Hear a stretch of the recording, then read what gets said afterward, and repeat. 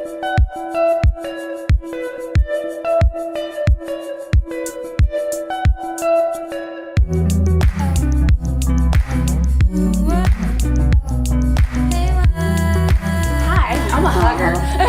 I wish she shook my hand, but I'm a hugger. Hi, I'm Seane Corn, and I'm a yoga teacher out of Los Angeles, California. And I have a brand new puppy named Charlie. I'm a cat lover, but I am now a dog fanatic. And so hopefully this will not be my last dog, and certainly not my last cat. Where do you see the future of yoga in the Western world? Where do you see it going? Where do I see the future of yoga going in the Western world? You know, it's a really interesting question, because yoga has had a continual evolution now for thousands of years, and I see it continuing to impact people. I see it branching in a variety of different ways, as it should. In some ways, yoga will become very commercialized, and it'll attract a very mainstream group of people who are not interested in perhaps spirituality. On the other hand, it will open up doors for people who perhaps thought that they came in for better abs or more flexible hamstrings, and suddenly the yoga starts to speak to their soul in a different way. And I think that that's the beauty of the practice, is that it can be all things to all of us at different times in our own development. And the moment that we try to put a rein around it and suggest that it should be one way or another, then we limit the creative potential of the practice, and we also stop the exploration for the individual, as though one pathway is the right pathway.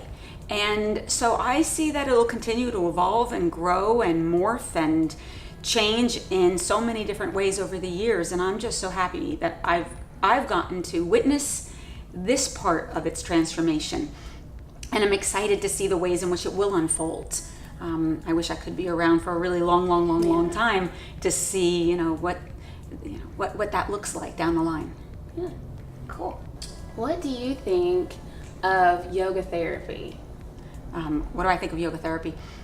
I think well, it depends. Are you talking about yoga therapy that's physical therapy, or are you talking about emotional therapy? The emotional. There's no separation between the mind and the body. And there is a phenomenon that happens when one starts to practice yoga after a while. When you're moving and breathing and stretching, the tension of the body releases, and the emotions that are living within the cells can come up to the surface.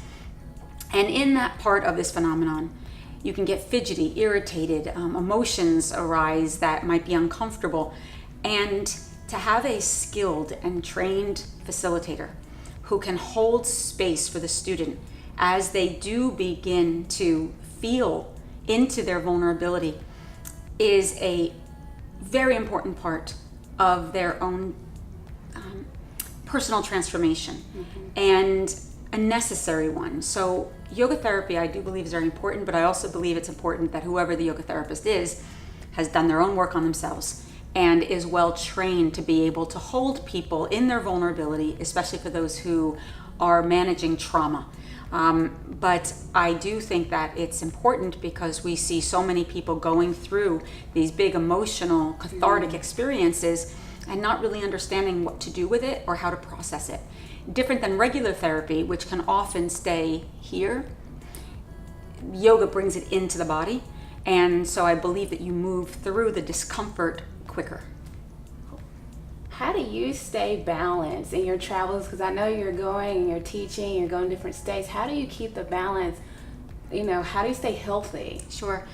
I always say that I have non-negotiables that I work with in my own life to make sure that I do stay balanced. And that includes yoga, meditation, prayer, sleep, and diet every day. Those are the things that are non-negotiables that have to be sustained and committed to.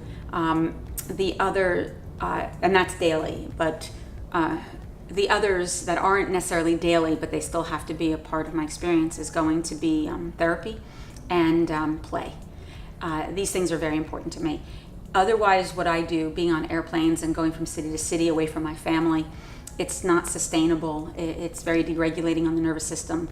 So I have to just prioritize and make sure that the food that I'm eating is nurturing and nourishing, that I'm getting enough sleep, that I'm committed to my yoga practice, and when I go home, I make sure that I'm moving energy in other ways through therapy and through my relationships, and pulling a different part of my personality out, which I'm an introvert naturally. That's how my soul gets fed in isolation, not around large groups of people.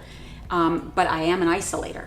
And so I have to force myself to play and to do things with friends, even if it's just one-on-one, to get me out of the house and to get me, away from the cocoon that I can. Come out. Yeah. Mm-hmm. And so that's what I do. Yeah.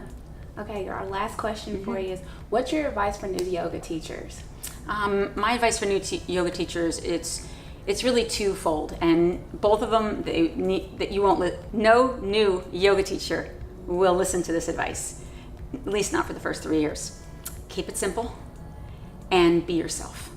And when you first start teaching yoga, you just start throwing everything but the kitchen sink in and overthinking everything. Mm-hmm. But what you'll learn in time is the simpler you keep it, the more efficient it is, the more effective it is.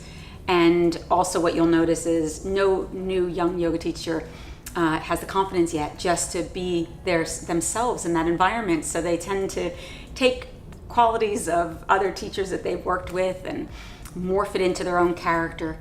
But if they keep doing and keep practicing, and as they do develop the self-confidence, they'll recognize that they have something inherently within them that is an essential part of who they are as a teacher that needs to be expressed, and that no one else can teach yoga quite like them.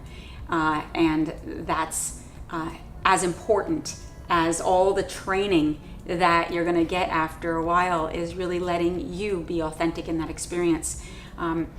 People want to feel you, not just hear you. Mm-hmm. And if you don't believe it, they won't believe it. If you don't feel it, they won't feel it. But if you're overthinking everything, it's hard to feel. Mm-hmm. But it's like any art. Learn the technique, then you can throw it away. But you can't throw it away until you learn the technique. So the first few years is awkward. You just got to muscle through it, and then every once in a while you'll get a glimpse of your own authentic character within the structure, and that's where the freedom comes in, and that's when yoga teaching becomes unimaginably joyful and sustainable.